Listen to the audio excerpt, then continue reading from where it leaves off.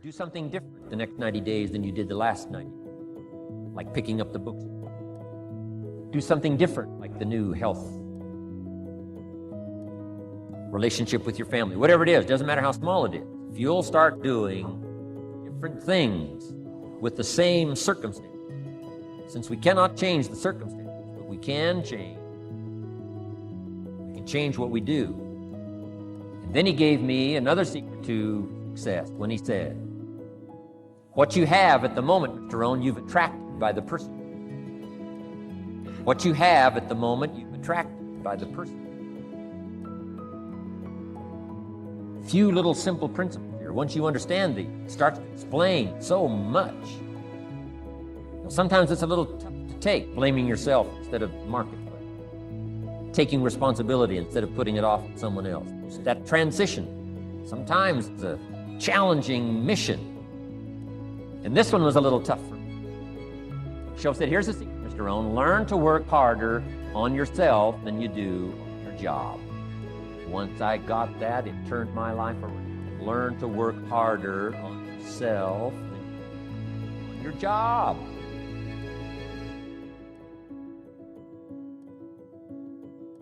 He said, if you work hard on your job, you'll make a living. If you work hard on yourself, you can make a fortune. If you would have known me at age 25, you would have said, Jim Rohn's a hard worker. If you'd have known me, you'd have said that. I'm the guy, I don't mind coming a little bit early, staying a little bit late, I don't mind that. You'd have said, well, Jim Rohn's a hard worker. You say, well, how come he's got pennies in his pocket and nothing in the bank, behind on his promises? Well, I was a hard worker, but I was working hard on my job, not on myself. I'm telling you, if you'll learn that simple little principle and start the process today, latest tomorrow, give you tonight to think of it. And start this whole process of personal development, work on yourself, make yourself more valuable to the marketplace. I'm telling you, you can so dynamically change your income, and economics is the least of the values that you can start earning in terms of equity. If you'll start working harder on yourself, then you work hard on yourself and develop the grace. All of the stuff become more valuable to them. I'm telling you, your whole life can expand. Promotions, no problem. Becoming more valuable to the company, I'm telling you, no problem. Money, no problem. Economics, no problem. Future, no problem. Just go to work on the right thing. Not things out there to change. Don't try to change the seed. Don't change the soil. Don't change the sunshine. Don't change the rain. Don't change the mix of seasons. Let the miracle of everything that's available work for you. And start working on the inside. Work on your philosophy. Work on your attitude. Work on your personality. Work on your language. Work on the gift of communication. Work on all of your abilities. And if you'll start making those personal changes, I'm telling you. It's Mr. Schoaf over a 5-year period before he died at age 40. Extraordinarily simple things. He only went to the 9th grade school. Never finished high school, never went to college, never went to university. So he put his ideas and his experiences in very simple language, which I think for me, kid from the farms of Idaho, that simplicity was so important. Because if it would have been technical, I'd have missed it. If it would have been mystic, I would have, backed away. But it was just basic, blunt, ABC, familiar stuff that I hadn't thought of before. And he did start to remind me, and those ideas changed.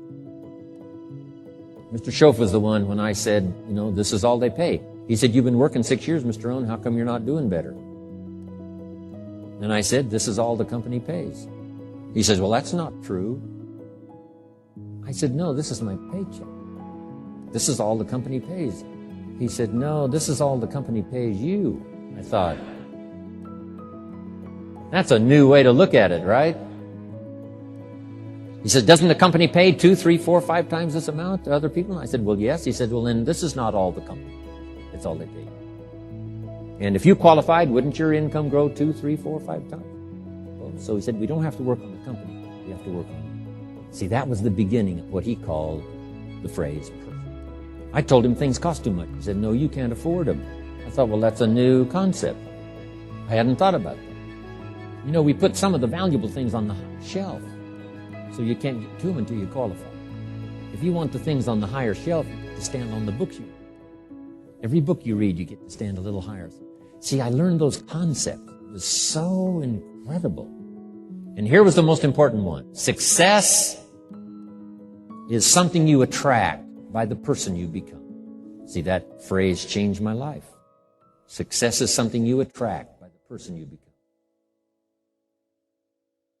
Success is not something you pursue. It's like chasing a butterfly. You can't quite catch it.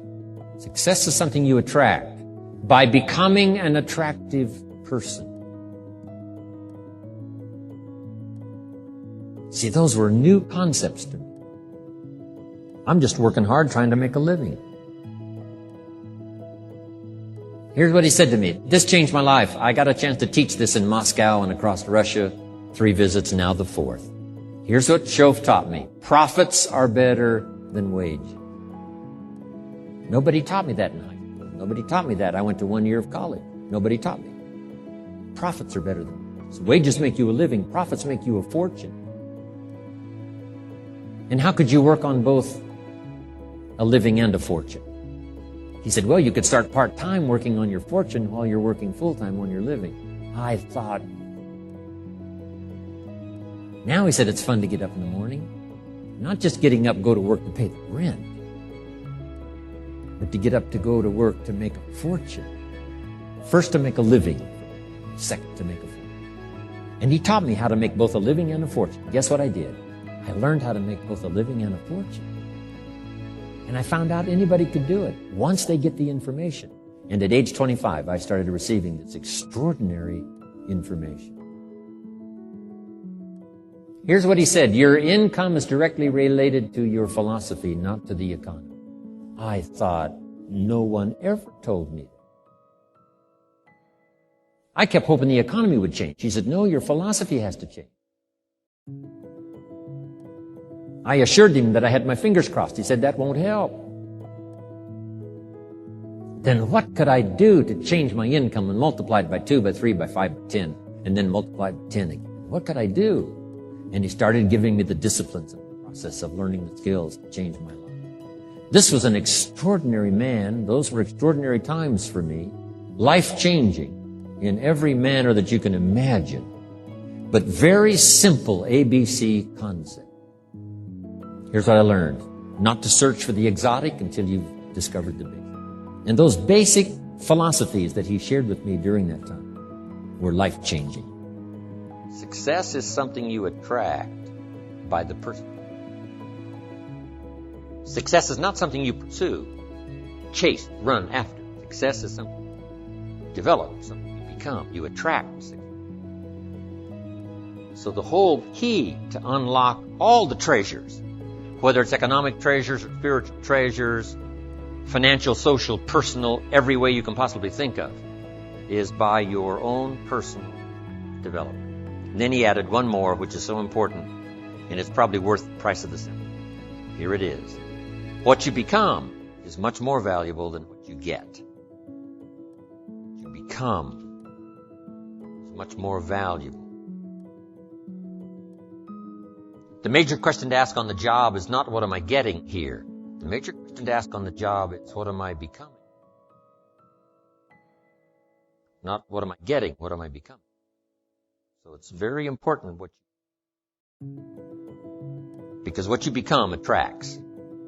If you become cynical, you attract cynicism. What you become attracts. So this whole subject of personal development is so vitally important. It changed my life. I was a millionaire by age 30. And that was the economic. It took me 6 years from age 25 to age 30. It was unbelievable. Remember, be a student, not a follower. And here's what you must always do. Design your own personal life. I'm very happy for people to take notes at my seminar. But I'm also just as happy if somebody says, hey, this is not for me. Tear up all these notes and throw them away. Just as valid for me. Remember, be no one's disciple. Chart your own course. Make what you do the product of your own conclusion. What I'm saying here is be your own person. You don't have to be a model of someone else. You don't have to do it like anybody else. Right? Do it like yourself. Buy what you want to buy. Listen to what you want to listen to. Make changes if you want to make changes. And don't make changes. Right? It's your life telling you. And Don't let anybody persuade you any different. Success is not a stereotype. Success is not a Ferrari. Success is not an automobile. It's not a house. It's not a place. It's not money in the bank. It's not $1 million. That's not. Success is the continual unfolding of the design of your own life and pulling it off. The continual unfolding of the design of your own personal life and pulling it off in whatever degree you wish. That is success.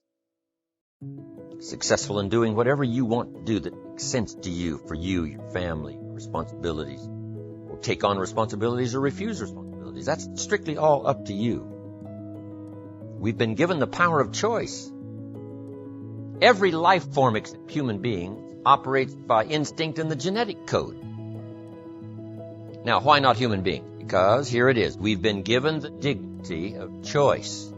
We're not like a robot. We're not stuck like a tree, using up all the nourishment, nothing left, now you died because you... Not true.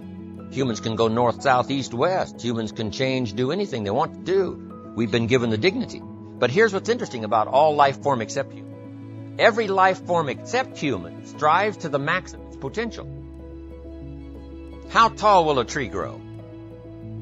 As tall as it possibly can. You never heard of a tree growing half as high as it could. No, that is impossible. A tree grows as high as it can, drives down every root it can, produces every leaf it can, extends itself as far as it possibly can. Every life form extends to the max, except human beings. Now, why not human beings? Because we're not robots. We've been given the dignity of choice. And here's a couple of alternatives on the dignity of choice. To be part of or all of. You have the potential to be. And you got the choice. Do a little to make yourself comfortable and forget the rest, or do it all. And there's nobody here to dictate you got to do it all. That's nonsense. You got to be rich because we live in a rich country. That's nonsense. You don't have to be rich. You don't have to do it all. You can do a little, do some more. Take advice, but don't take orders. Take information, take training, take teaching, but don't take orders from no one that tells you how you need to live and what you need to own and what you need to do.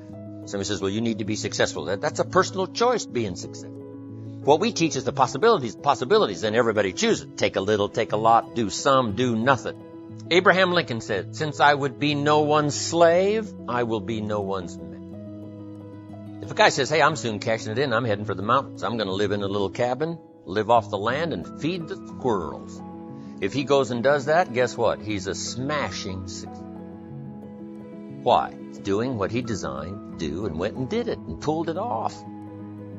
You can't say, no, that's not successful. That is the epitome of success, is giving a design to your life and go pull it off, making progress in that direction that satisfies you. If it doesn't satisfy you, make alternatives and you change. And if you get some better ideas, sure, you may follow someone's suggestion and ideas, but not orders. Design your own life like you want it will fit. Now, if you take on some responsibilities, now you got to consider those. Yes, you can ignore your responsibilities, but you won't feel good about that. Guess what the old prophet said? Some things that taste good now in the mouth turns bitter later in the belly. So you don't want to sacrifice. We all must suffer one of two pains. Regardless of your choice of lifestyle and what you want to do, we must all suffer one of two pains. The pain of discipline or the pain of regret. And what we suggest to everybody is to consider the disciplines, because disciplines weigh ounces, regrets weigh tons. You don't want to substitute a discipline for a regret. In our opinion, that would be a poor choice. Now, you can do it, but some things are poor trade-offs. The old prophet said, what if you gained the whole world, but it cost you your soul? Would that be worth it? With a bit of intelligence, we say, no, that doesn't seem worth it. Even if you got the whole world, if you traded your soul, that experience would be so bitter and so awful and so devastating, it wouldn't be worth it. What if you got some gain by greed instead of legitimate ambition? I'm telling you, it might taste good up front, but it's going to turn bitter in the belly. And a bit of that advice saves some people from devastation. Say, well, you're right. I better think twice about it. So we must confront all laws, spiritual laws, agricultural laws, basic laws, fundamental laws. We must confront all of those. But you still now can design your own life. A little, a lot, go east, north, south.